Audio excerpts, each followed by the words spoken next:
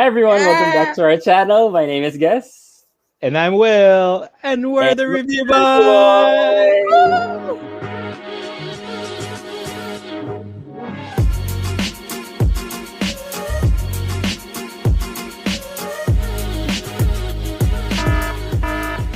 Okay, so today we're gonna be watching finally Gameboys The Movie. Oh my god. I can't believe this day is happening. Oh my god. We're gonna be trying to do something different. So today is a little bit more casual, just like watching a movie. Well, we kind of prepared some snacks. So I have my potato fries. Hopefully it's not too noisy. Hindi po ako magmumukbang. Will has his banana bread and soju. I also have my soju. Hopefully for not mga headache moments. But yeah, really looking forward to this. Actually, the stream is about to start, so we're gonna begin. And let's go. Here we go. Oh my god. What's happening? Here we go. Ayan na. Okay. So 3, 2, 1, and go. Hirap mag-concentrate sa game. Oh. Ganda na setup nila. Ang laki ng ring light. Oh, cute. Oh my god.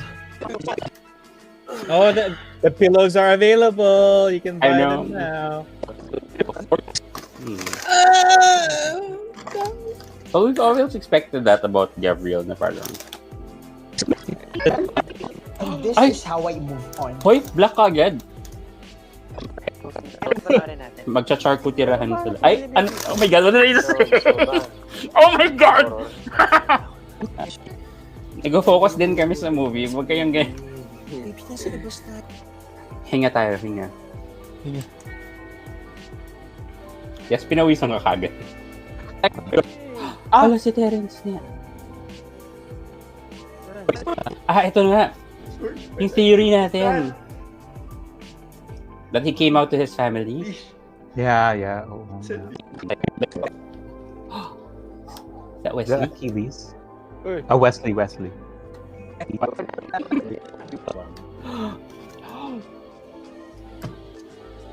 Natimikit ako. Ang ginagawa mo? Oh!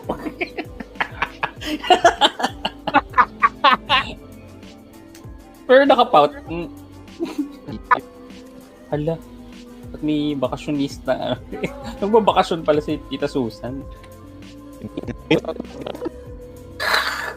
Inis ako. Baka kayo nagdala ng babae. Tama. Inis ka, Tita Susan! Kasi gusto niya tawagin mo siyang 7-incher. You can call me 7-inch. Ayun! Kano ba na? Oh, hug na. Okay na kayo. Cute. Tita ba talaga? Kasi mas may inis ako kunyari. Like, alam mo yung tita-tita. Like, hindi ka mag-anak na tita. Girlfriend mo. Oh, uy, dahan-dahan. Bro. Dahan-dahan ang Bro. pagsubok. Oh, bakit? Hindi. May chance May pa. chance kayong magkabali. I hate you! Alam nyo kasi, naku, Oh, Tita! ang kungot. Magiging bakla. Ako, Tita Susan. Hahampasin kita ng rainbow na pamaypay ko. Saan ba ako pwedeng matulog? Sa labas. Oh, sa labas. fountain. Fountain! Oh my god! Oh, bukod ka eh. Hindi mo na.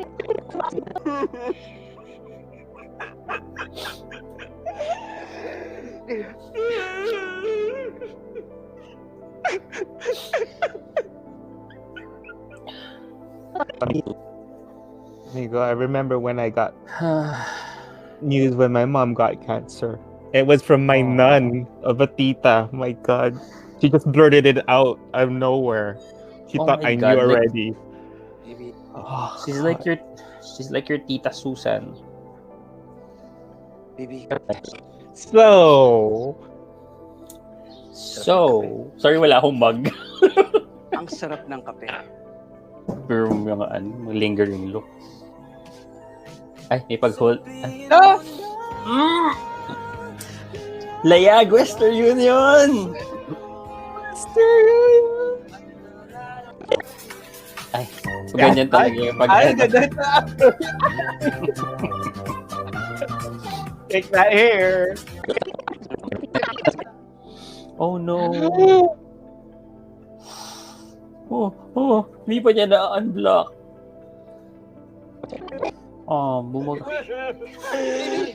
Lumabas na lahat. Okay, so Tita Susan didn't have a big role. Now we only saw like images of her. And we also saw images of Carlene, Alex, and Fonzie. So baka may video call or something later. Oh my god, I missed the beach. Mr. B. See, sabi ko nga may video call nga from Susan Africa. So that's Susan Africa. Mm-mm. You don't know Susan Africa? No. Is it sweetan? So ito na nga. Bilang Kainis. presidente ako ng... Oh, I like that shirt. I want that shirt.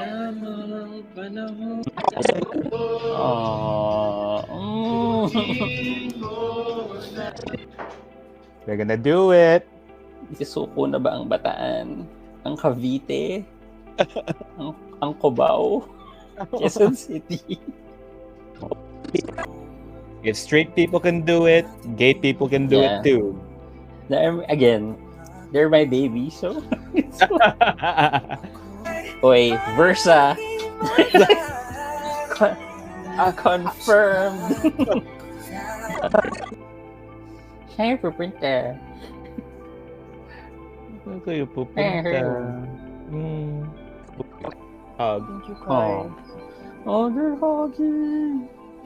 They're friends na! Season 2 when?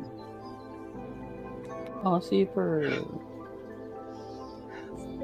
Oh, God. Pareho silang aalis eh. Ano ba? Hi, to the Tita Susans out there. Yung Tita Susan's caused us so much stress. Sana hindi masarap ang ulam niyo. Oh, SB19. Oh my God, hanggang sa huli.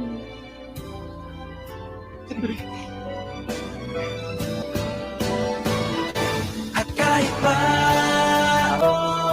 Goosebumps. You're still gonna meet each other again. Yeah. Hoy! Hindi lang kayo nandito, sana all. Ay, okay lang. Kung grab yan. Mga panira. Wait, tapos na. Diba? Wait, no. That can't be the end. Wait lang. Direct. Iba yung style ng movie and it's appropriate. Saan nangyari kay Tita Susan? Yeah. Ayaw ko mawala. And doble de cara. Good job. Nasa theater tayo, standing ovation. Wait, yun na yun. Wait, yun na talaga yun. Wala. Ayun na nga. Oh my Tapos God. na. Kala ko That's may it. classic, pahabol na teaser ala Marvel. Parang Pwede, di ba? Like, why not? why not? That would have been perfect, sana. That would be their trademark.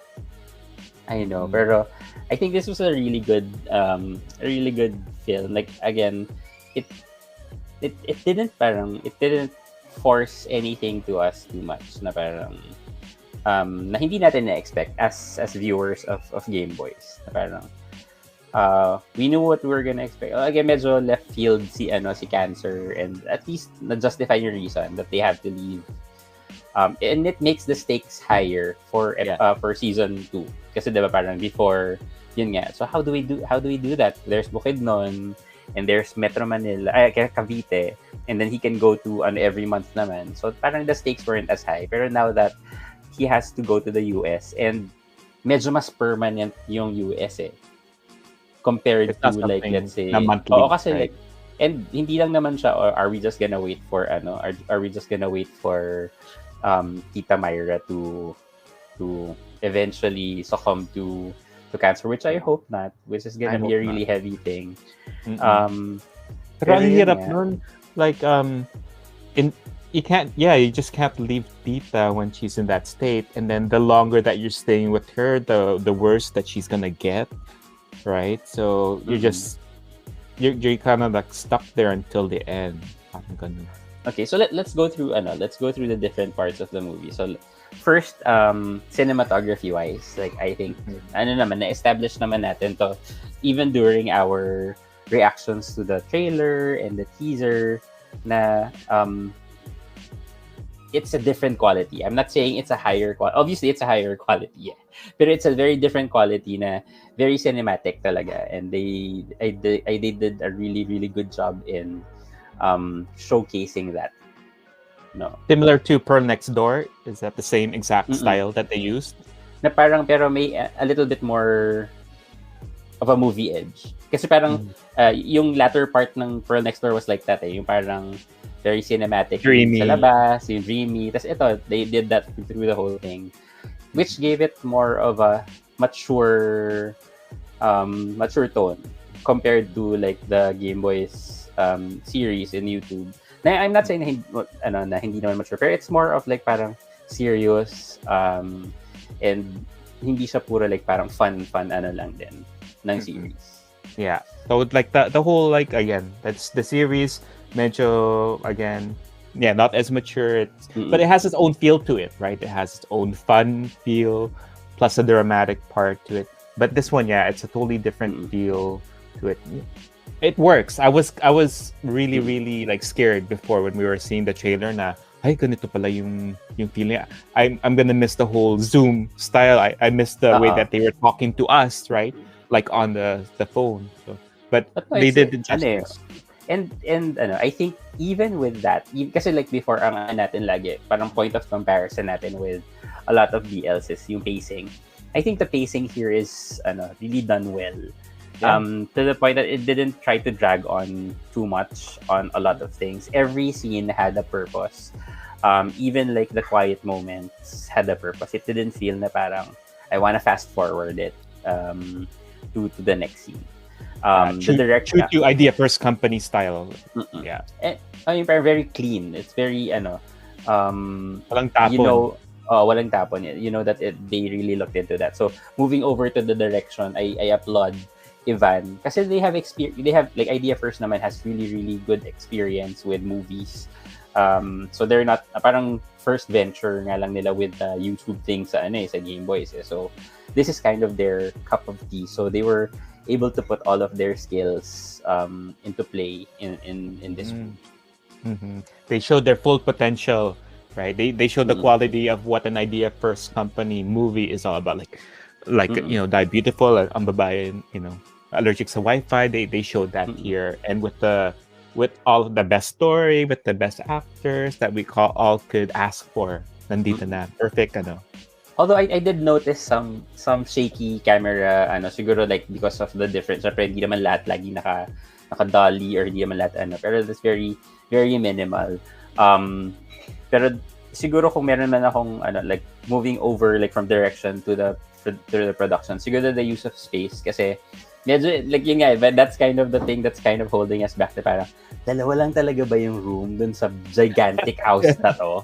Wala na ba silang ibang parang yun lang that siguro would be typically a five bedroom. like I would assume like room, diba? Kasi dalawang floors and then there's a smaller house. Obviously they had to do that to force Terrence and Wesley to be in one room. Diba? Parang yun yung dun sila that kind of caught them kasi if it was Tita Susan who came first, okay sana yan like if Tita Susan was the one who came first and then Terrence and Wesley, there could be an explanation that there's like an extra room, like a third room or something. Pero like parang natrap sila dun sa it's only Wesley and Terrence, they should stay in one room. Obviously Gavreel will be in one room and then Tita Susan would have to take the other room. So parang it's lang. It's a very minor, pero parang same thing na yung parang comment natin about the CR sa Stuck on you. sa Stuck on You. Na parang, are you sure there are no more spaces? I'm sure there's other spaces. No more other CR. spaces. Oo, no more CR. Siguro kung kunyari sinabi nila na Sira yung iba sira or parang ginawang ang tawag doon, tambakan or whatever, diba? At least medyo pero very minimal. Naman. So let's talk about the characters. Let's start from the smallest. Never the smallest. There's no small parts, only small actors. So siguro like yung mga glimpses. So let's start with Tita Myra. Like since you mentioned that Susan Africa it's the first time that you really got to hear of her and found like how do you think she was able to portray that? Or Tita Myra? I probably seen her but I didn't know what her name is. Oh, pero like in that scene, she reminds me of my mom.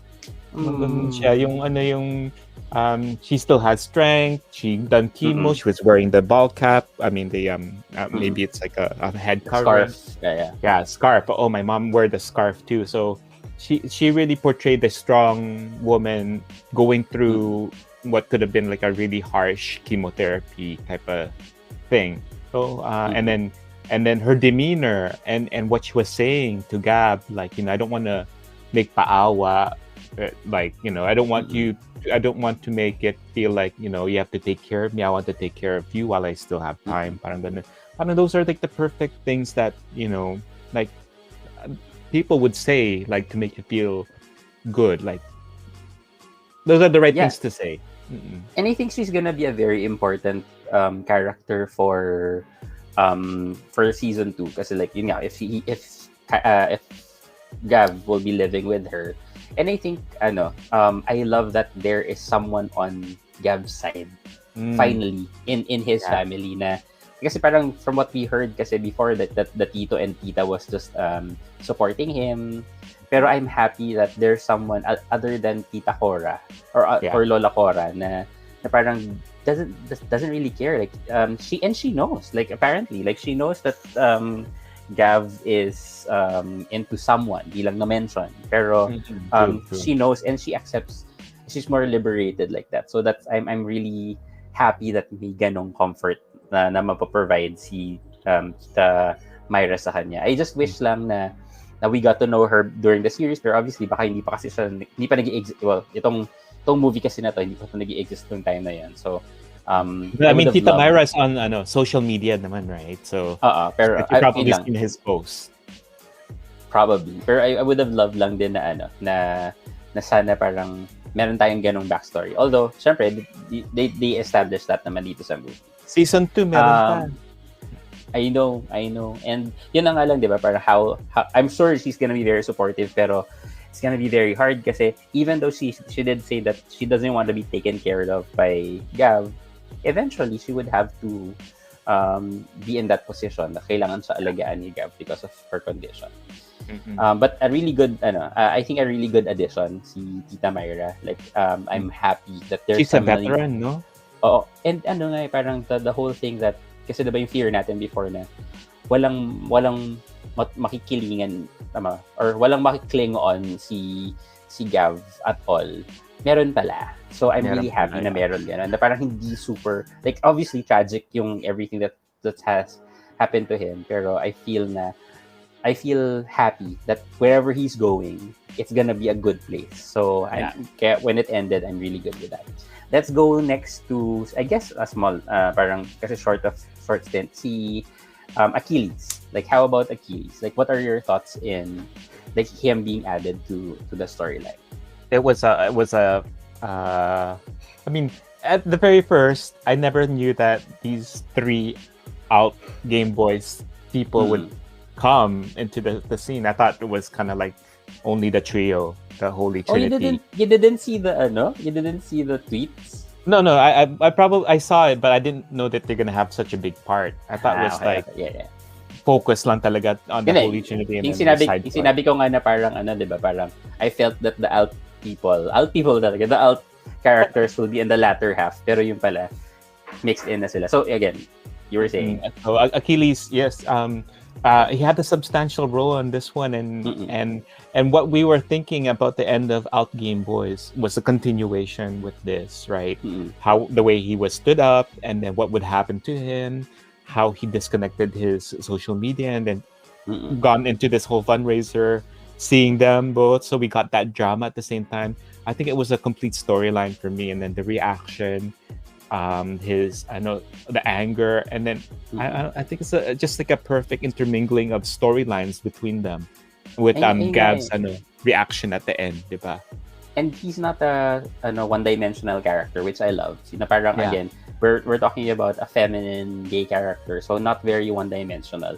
And it Yes, just yeah. make like his role, even though it's not like he only had a very short part on this one, makes me excited to how they're gonna explore his storyline. I'm really really hoping that they would explore their storyline in season 2.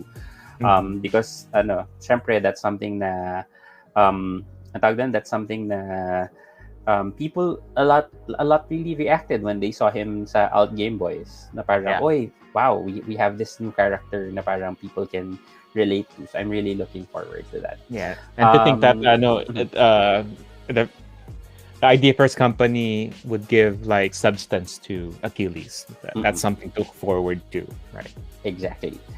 Next we have Pearl. Like I know Pearl is part of the trio, pero kasi parang very very short lang din yung ano. So the addition of Pearl, as always, I think is something na parang feeling ko she's always gonna be there to be that beacon na parang everybody, parang siya yung Beacon of hope.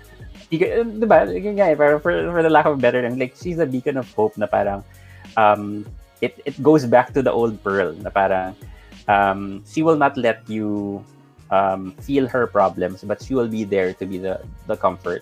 Although I do hope that whatever happens, if there's gonna be Pearl Next Door season 2, or they're gonna be a big part of Game Boys season 2, I hope we get to explore how Cairo and Gav and siguro si Terrence and Wesley na rin gets to see the other side of Pearl, the Pearl that we need to comfort naman. Kasi yun pa rin, balik pa rin tayo dun sa Pearl is the one who tries to save everyone and is like the happy and parang The bright star. which I love kasi we needed that in this story kasi medyo mabigat din naman yung mga parts. Pero what do you think? Yeah, again, we got the old Pearl back from Game Boys, right? Not the Pearl Next Door, but not to say that Pearl Next Door is like a like bad. No, it's just a different side that we first gotten to get used to, right? That Pearl na happy, which balances out with the whole heaviness of the thing, like what you said. I think that Pearl. I still love the Pearl, and I think she brought all the Pearl-isms back into the Game Boys, the movie, the whole Mayora, the whole fabulousness, the whole sweetness, the beautiful. I think it's a nice combination with the package of the trio. So go Pearl. Yes, Pearl. Okay, next we have Wesley. So Wesley came from Bukidnon with nobody having an idea. The only person who has the idea lang yata was Kuya London because he asked for the address kay Kuya London. Pero nga, like, why did you go there? Like, I'm not sure kung na-miss lang natin or something. Pero obviously we love that he went there and we got to know him more. Kasi like even though we did see him in the latter, like episode 11 onwards, I wanted to see how he is. And during those scenes, hindi parang pa rin siya, very one-dimensional na parang I'm this smart guy na parang yun lang, I'm the smart guy who had a small crush on Cairo. Pero dito parang meron siyang not so good side, which is his parang my perspective, this is my gagawin ko yung kung anong gusto ko, and because of he has baggage then, so I wanna see, and I think this is set up then for season 2, which again makes me excited for that. How about you for Wesley? For Wesley, like again, we missed that backstory, like no, the backstory of of Terrence pala. That's what we missed. But Never- for yeah. Di Per- ba tayo per- so... Mm-mm. And then go ahead. Oh, the thing is, Wesley is like he showed a little bit of depth with like maybe not being ready and why the reason why he's not ready. We got a little bit of like a backstory there. But what's the I guess like all of his parents are like putting so much pressure on him, chose everything for him, and he's just following everything. So I guess we saw that part about him. But yeah, we still don't know like why did he go there? Did he know that Terrence was gonna be there? Parang, Did you know? hindi no? Like I Yeah. don't think so. Pero yun nga, parang why are you here? Why are you here? But I'm happy that you're here. Yeah, here, but Pero yun nga, and siguro good din na hindi siya the angle of another I'm afraid to come out to my parents because of because homophobia, but it's more of I'm afraid to come out to my parents because my parents expect something out of me, it's a and they different have chosen a lot of things for me, and I don't know if this will affect that me saying that I'm in love with or I like a guy and whatever. Pero ano nga parang tidbits of what season 2 will be. So parang I can't wait for season 2. and speaking of that, of course, we go to Terrence. Like, what are your thoughts on how Terrence was? Ikaw muna. Terrence kasi is like that thing when he was sleeping and he was talking in his sleep about his parents. I really want to know what happened. Well, like again, we knew from Out Game Boys that his parents there was something with his parents, diba?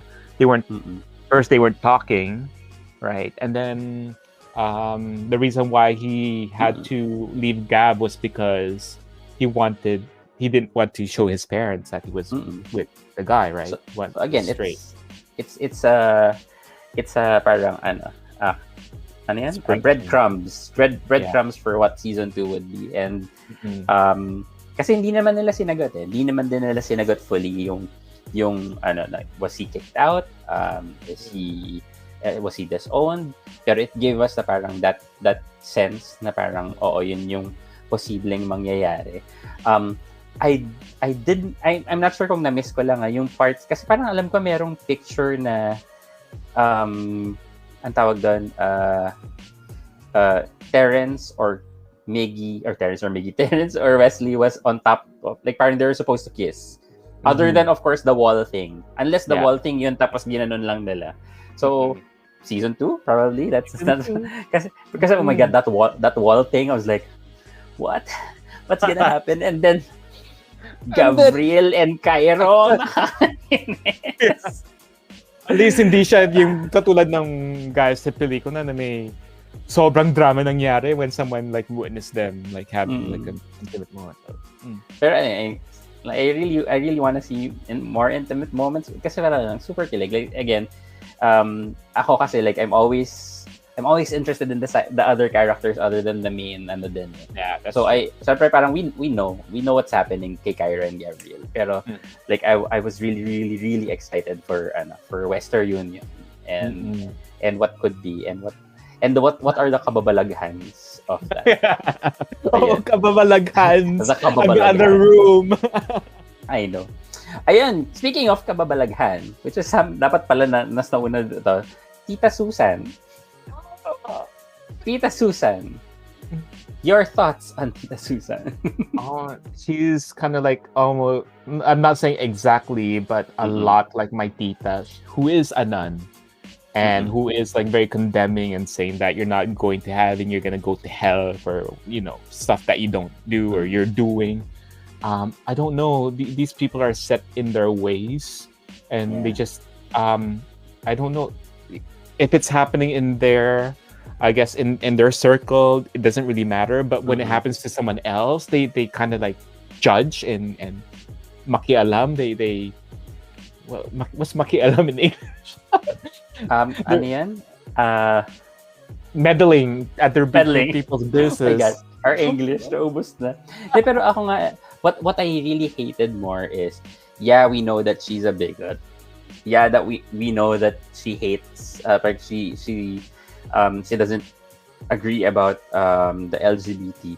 Pero yung part doon, yung sinasabi niya na parang meron siya mga kakilalang mga baklangan na parang she was considering them in a way like a second-class citizen. Na parang, artistic naman sila ganyan-ganyan eh. Pero parang she doesn't consider them as the same level as she, as human being. And there are a lot of people who do that. I feel naman na parang it's rooted on something that's real. It's not something na parang mainis lang tayo talaga. Pero kasi totoo eh. Meron talagang mga ganitong talagang tao. That's why we were reacting that way. Kasi it parang, feels real. Oh my God, I can already picture that time when I had my one-on-one with Tita and she was saying all of those things. Nanggigigil ako and yes, she is a nun and yes, she's like one of the like commander highest in our family. But I didn't care. I really stood up and say like, no. Like I like guys, I'm gonna be with man, and you can't do anything about it. And it doesn't matter if she cried. I still had to go through it. And the thing is, the whole thing na parang yes, obviously, Tita Myra has cancer, pero use that to force Gav when Tita Myra, hindi yun yung purpose ni Tita Myra. And I know she's coming in a way, siguro, coming from a place of, parang coming from a good place in the sense na parang gusto ko kasi na alagaan si Pero parang that's still a burden towards another person, especially that Tita Myra didn't want that to be the case. Tita Myra actually didn't want Gav to go there because naaawa siya. Pero it's because I want to take care of Gav. Diba? So parang this is a very old thinking of gaslighting na parang ganto kasi, ganyan kasi, dapat ganto na parang pero intindihin niyo muna kami as people. So and it was very triggering, like nakaka-trigger talaga siya kasi even though I didn't experience that, I know these people exist and I know how like you mentioned that it happened to you. Na as part of the community, it's a very good thing to call it out that na parang itong mga taong to, diba, shouldn't be doing that. Obviously, they can't fix it in just one movie. That's why they didn't go preachy about it. But it's more of which is good. They didn't go preachy. This is what people experience. This is what some of the LGBTQIA plus people experience. And even coming from a person na sobrang confident like Gav, di natin alam na ganun pala. Ganun pala yung pagtrato sa kanya all this time. And kaya naintindihan natin bakit tinago ni Gav kay Tita Susan initially. Ang sakit, no? Ang sakit.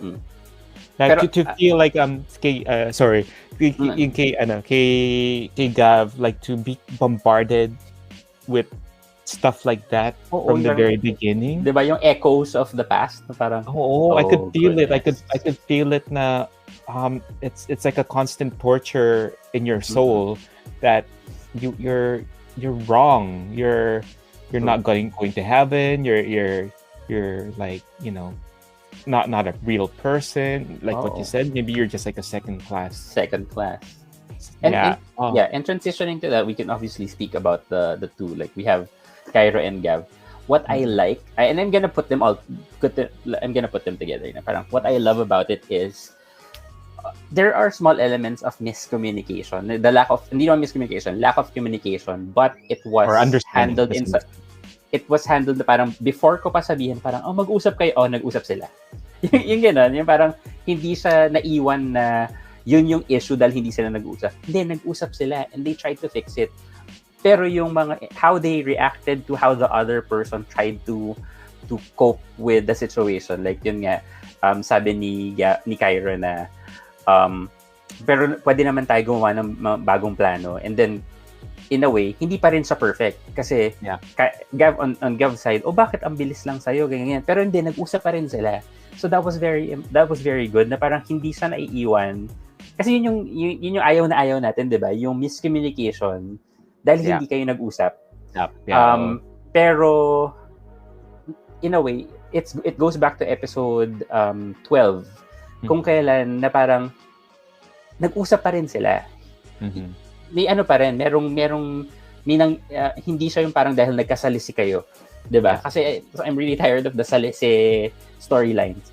Ito nag-usap sila and they managed to they managed to process whatever their and they were very mature about it. Obviously, meron pa rin mga naiiwan na may mga naiiwan pa rin na na parang syempre talaga maghihiwalay na ba talaga tayo? Pero anong gagawin natin? Pero hindi siya yung drastic, hindi siya yung pabigla-bigla, hindi siya yung parang kasi like the worst that could happen is mag-away sila and iwanan tayo ng ganon until season 2. Yeah, oh my God, no.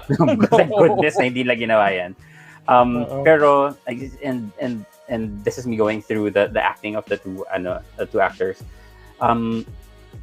Again, napapaghiwalay ko pa rin kasi talaga si Elikoy and Gavreel.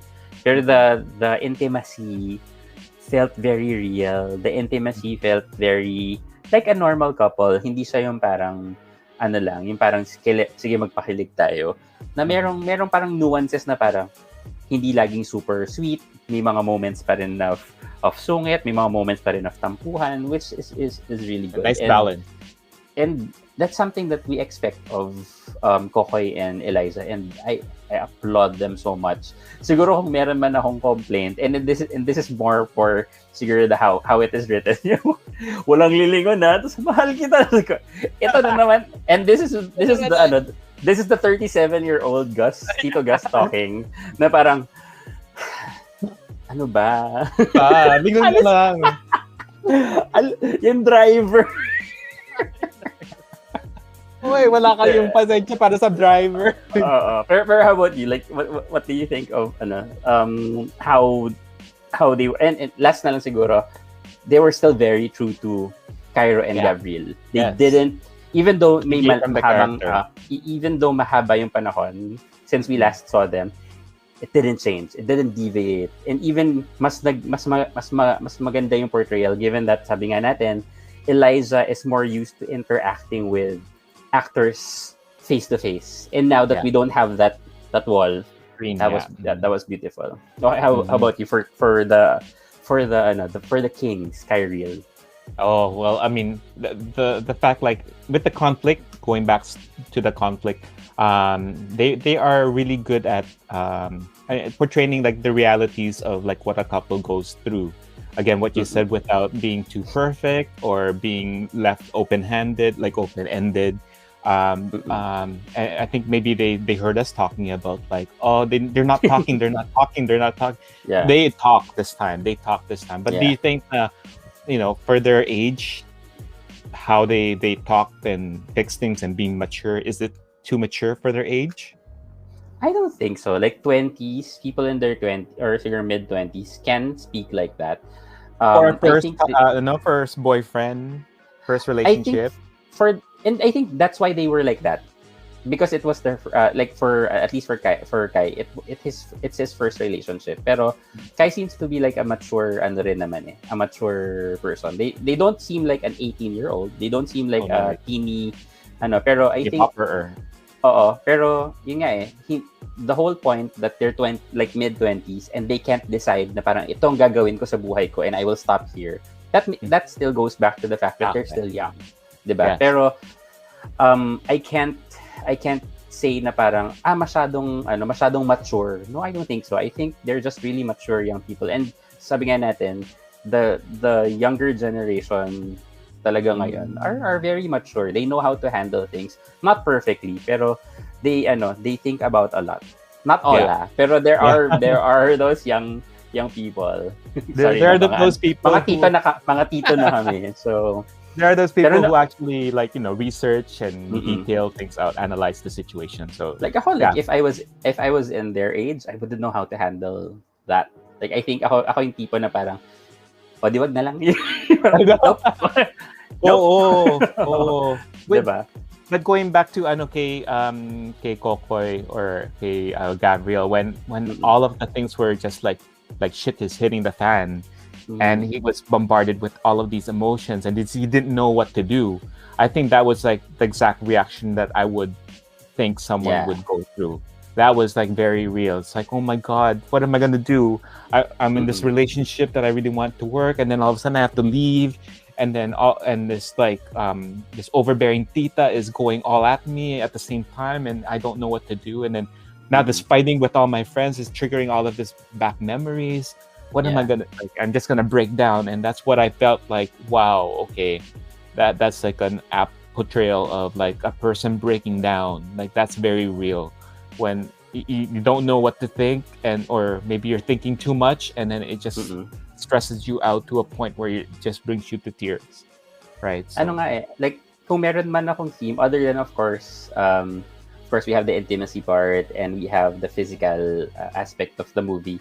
For like the two things that come to mind in in the way that they went through with the screenplay is, one is communicating, letting the other person hear what you're saying and trying to process it even though it's not perfect. Kasi meron pa rin ganun eh, parang meron pa rin hesitance doon sa other side. Like kunyari when Gavreel was saying what he was saying and Gav was saying what he's saying, may hesitance pa rin doon sa other person. Pero merong communication na nangyayari.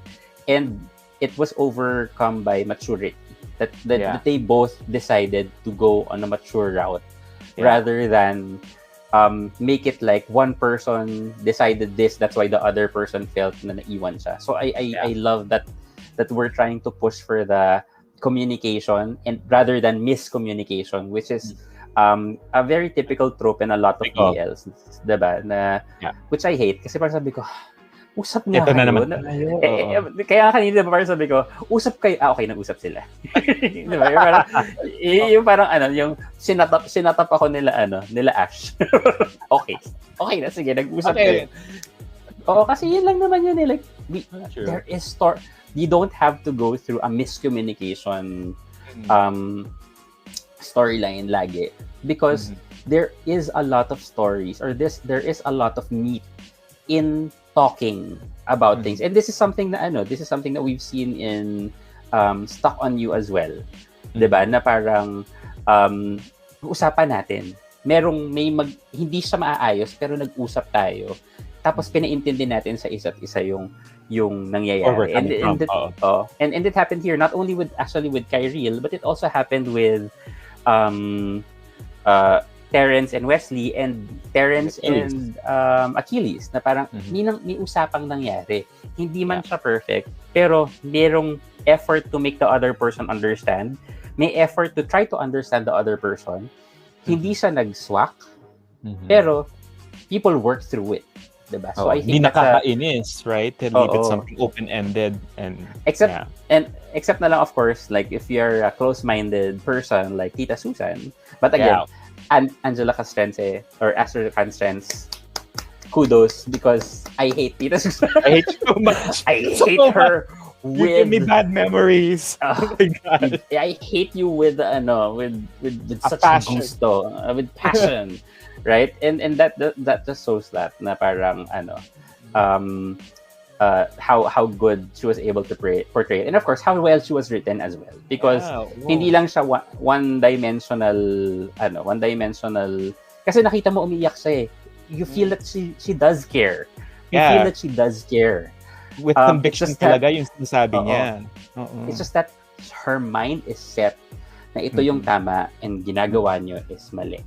Diba? I wish though na parang although hindi naman required. Hindi naman required. Hindi naman required. Pero like yung redemption arc man lang or something. Nainis lang ako dun sa part kasi sinabi ni Gav said parang gusto kasi niya siya yung mag-manage nung apartment. Inis na parang sabi ko, so gusto mo pala ikaw yung kukuha nung So parang I wanted. May ulterior motive ka pala. May ulterior motive ka pala. Pero ayun nga, na yes, she is a hateful character, pero andun pa rin yung the whole fact na umiiyak siya because in her mind, mali yung ginagawa nila. She believes in her heart that like she wants to save them even though they don't need saving. Yeah. Which is I still don't like her. but they did really good on that one kasi it just makes her not just a hateful character. It makes it like real character. She has all of this old ways na hindi na matatanggal. Pero ayun that's what it is. And constantly too, from the very beginning until the end, she never broke character she was like that person. And diba nakakainis yung that part when they were having dinner and then Gab was trying to like change the topic and then she kept on bringing it back 5 times yata. Tapos inaaway niya si Cairo na parang ako, Anyway, but yeah, I think and ang maganda, hindi yun yung reason kung bakit they had to parang that's right. It wasn't the reason why they had to split. It was a different reason. It's just that it's a hurdle. Isa siyang malaking hurdle dun sa sa pangyayari na parang sinayang mo yung moment na dapat magkasama lang sila. Pero it gave us backstory. It gave us a really important backstory towards Gavreel's past. So which I really appreciate. So we kind of get a better sense of who Gav is. Kasi medyo late nung episode 11, 12, 13 na lang natin medyo mas nakilala si Gav. At least dito parang okay, we know. Like even though fully developed character si Gav, I really wanted to know what's yung mga monsters din na na umiikot-ikot. That makes him a real person, right? Pero like with that in mind, Cairo is not like the forefront character in this story.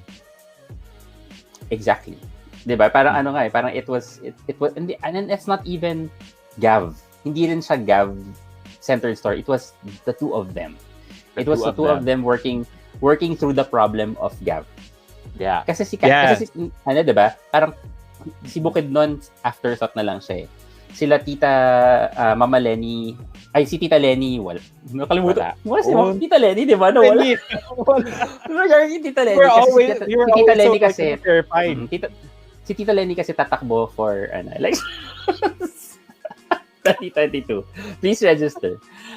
But, ang tawag doon, yung parang, it was more of Kai dealing with how he is feeling towards the situation of Gav. Pero it didn't feel na parang the weight was unbalanced. I still feel I really feel the balance in this. Last note. So your last note for this. Do you think this movie was needed? And what are your thoughts about that? For me, if you think that you placed this movie in season 2 and broken in parts, parang no, I wouldn't think it would work. I think the movie is very appropriate for this because the centering into one subject or major subjects in one sitting allows us to process feelings even more deeply. Like I mean, not the feelings of like crying or something because of that one scene, but like a culmination of all of those different parts, like them being a couple with a bigot and having a tita with a cancer and the choices that they have to make had to be in one movie instead of broken up into different episodes. I think that for me. Ako naman, like I felt that this movie moved the story forward. Yeah, it did. Hindi siya parang sige gawa tayong movie. Tapos parang bigyan natin ng something na to satiate the hunger of satiate talaga. Para to satisfy the hunger of the fans. It wasn't like that. It was more of this is what we're setting up. Wait for season 2. Diba? It was a very good setup for season 2, especially for the story of the Alt Boys and the story, of course, of our main characters, Cairo and Gav. They had those breadcrumbs, right? Si Pearl is very open to what's gonna happen because it could be Pearl Next Door 2 or it could still be Gameboys 2 and dun niya ipaprocess yung yung mga pangyayari. Also, like kasi you focused what you said about the movie, you focused on could it have been better in a series form or a movie form? I agree that it is better in a movie form because it also created that yung feeling of we only have a short time. Diba? It created that feel of hala ilang minutes na lang maghihiwalay na sila. So parang that it made, again, the stakes are higher for season 2.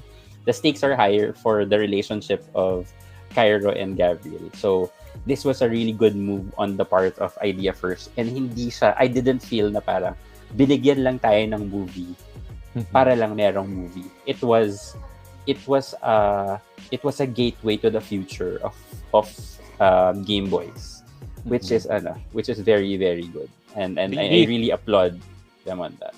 Do you think na when they were creating the season 2 that they would like they were creating this at the same time, like, or was it an afterthought? Medyo magulo nga yung Medyo magulo nga kasi parang ang pagkakaintindi ko was they were planning on season 2, and then they loved how this was developing. They made it into a movie instead. Yeah. And then so parang I think I want it to be, or kung yun man yun, just tell us. But I think that's the way to go. If you're gonna ask me, I think I would give this 5 out of 5. It's like ako like, again, not just because, of course, how near and dear Game Boys is to our hearts.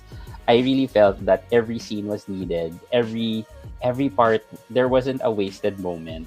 I didn't feel that I had to ganun ako eh. I have to fast forward certain scenes. I didn't fall asleep. I didn't fall asleep. Yung ganun, which is very important. So that was a really good way of pacing the movie. And usually pace ang kalaban ko eh. Even though maganda yung story, pag si pacing hindi ganun ka ganda, it kind of takes me away. So I'm really happy that this was really well made, and it really is worth the wait. It was really worth the amount that we paid. It's really worth the wait, the hype. The hype. Diba? And us constantly tweeting about it. Yeah, it's really worth it. I know. It's in. And yeah, just makes us really, really excited for what comes next. And I want that Ayuda shirt. If the Ayuda shirt, the pillow maybe not so much. Feeling ko masasaya ko na may pillow. Sabihin ng mommy ko, ano yan? Sino yan? Even though andyan yung book nila sa likod ko nila Cairo tsaka Gav. Pero like if the shirt, like the Ayuda shirt, I really hope they come out with that. I'm gonna get one. So like definitely. But how about you? Like, how satisfied were you with this movie? Oh my god! Well, I was already like giving it a 5 out of 5 when the whole Tita came in and they were trying to resolve that part. But there's just this one thing for me that kind of like stuck out. I'm not really sure if it's just me, but like what I said with the Tita thing, for me that was like a huge conflict, maybe because it affected me a lot. And it happened to me, and then it was a huge plot point, a climax, or some sort of like what do you call that? Something that happened, a major plot point on the movie. Kaya I thought that would be like, is it too early in the movie that it happened, and then the resolution in the end was too far back. I wish that the climax of the Tita coming in when we were so affected and riled up emotionally was a little bit more to the middle end, so that when the pacing goes, that pacing for me would have been a little bit more like it would still get my emotions through the hoop, through the ending. I think that's the only thing for me. But otherwise, everything. Ako kasi happy lang ako na umalis na siya. Happy lang, she's gone. That's the way to go. I'm good with that. And walang paalam kasi eh. Oo nga. Like, parang siguro, like, I don't know rin how they're gonna resolve that. I think if they are gonna resolve that, maybe through like season 2, like possibly like Tita Myra protecting, and I would love that. I would love to see that Tita Myra protecting Gav. Although ang pa rin na parang it has to be coming from a person of power. Kasi technically, Tita Myra is a person of power because she has financial, like she has the financial capabilities, and dahil ba dun, or like she is of course of age na rin. Na parang dahil doon makikinig ka, pero bakit kay Gav, dahil bata, hindi ka makikinig. That's the old way, right? That's the old style. let's normalize then, even though the jaded 37-year-old me is ano, parang let's normalize like yeah, maybe younger people can think for themselves, can make decisions, but they have to be very mature about it, and that's why I like how they were like I like how Kai and Gav were in the way that they portray that character. And kudos to Ash because I love the language of ano. Mhm. I love the language. It didn't feel like masyadong Tagalog. Hindi siya parang very conversational yung ano. Hindi siya Very forced. conversational. Hindi siya forced. So I really like that. Pero yan. So obviously we recommend people watching this. Most likely by the time that we're posting this, a few weeks has gone na. Because we don't want to post it while everybody is enjoying the movie. But for other people who haven't watched it yet, please do watch it. And